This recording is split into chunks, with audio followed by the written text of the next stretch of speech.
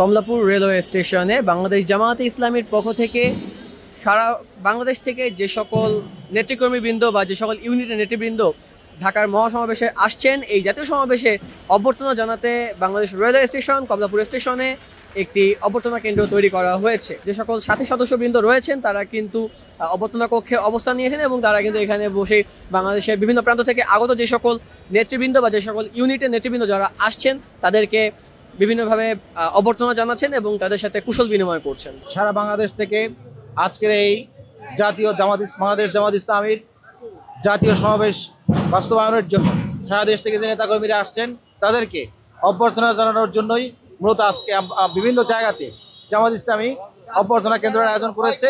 তারই অংশ হিসেবে কমলাপুর রেলওয়ে স্টেশনে বাংলাদেশ রেলের পক্ষ থেকে বাংলাদেশের পেশাজীবী সংগঠন BREL এর পক্ষ থেকে এখানে অভ্যর্থনা কেন্দ্রের আয়োজন করা হয়েছে। এখানে আমরা আগত নেতাকর্মীদেরকে আমরা এখানে অভ্যর্থনার ব্যবস্থা করেছি।